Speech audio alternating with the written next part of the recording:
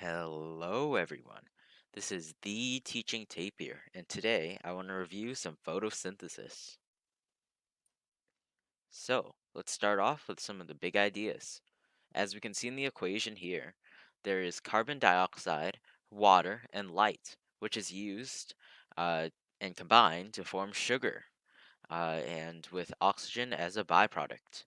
So basically, there are two phases of photosynthesis, one being the light dependent reactions, which happen in the pancakes of the chloroplasts, which are basically also known as the thylakoids.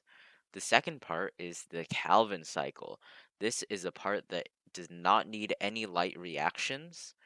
Um, and as we can see here, the products of one go into the other, and uh, the inputs start to get into the light dependent reactions.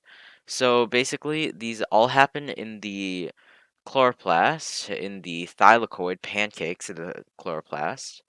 So what happens is that um, a light enters the thylakoids and hits an electron receiver, and its electrons get excited, right? So the electron excitement kind of passes from chlorophyll particle to chlorophyll particle, and then finally reaches the P680 particle, which takes electrons. So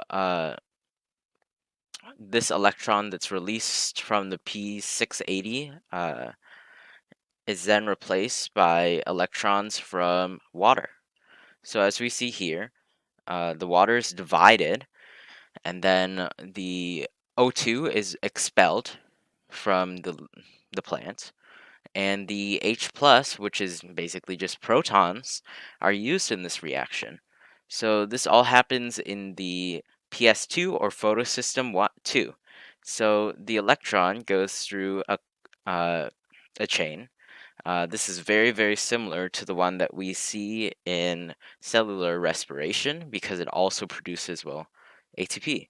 So, as its sighted electron goes and kind of powers this right here, the pushing of H plus to this interior part, the thylakoid lumen. And as we can see here, it is pumped back out into this place where it synthesizes ATP. That isn't the end of the journey for the electron, though. So we see here, the electron is transported, and then it goes to PS2, photosystem 1. This is basically uh, another part that requires light, which it cites the electrons again and powers the system. And then the electron goes through here and then ends up meeting with the NADP plus to form NADPH, which will be used in the Calvin cycle. All right, let's get to the Calvin cycle. So, as you probably know, people say that plants breathe CO2, and this is really where it comes from. So the CO2 is added into the Calvin cycle and then combines with something known as rubisco, which is very, very essential to uh, plants photosynthesizing. So rubisco causes it to turn into a short-lived intermediate with 6 carbons and 2 phosphates at the end here. Uh, and then this ends up breaking into 3 phosphoglycerates, uh, and then things are modified here with like ATP adding on some phosphate groups, and then we have NADPH.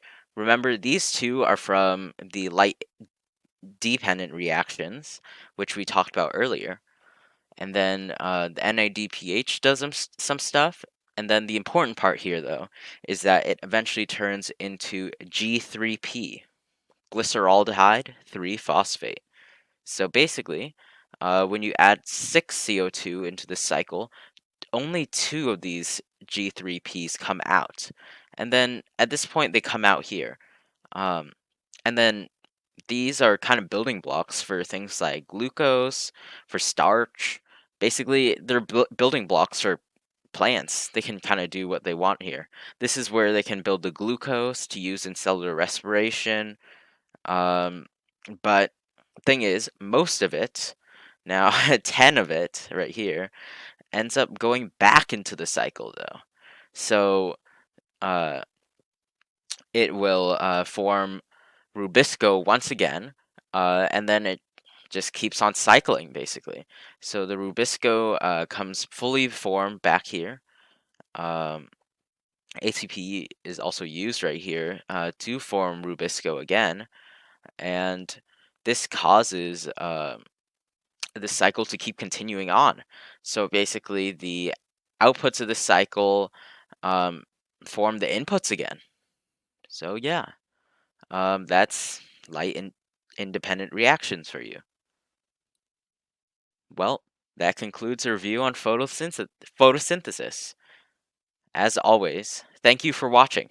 I'm just a high school student looking to better understand the material by teaching it to others. Until next time, thank you.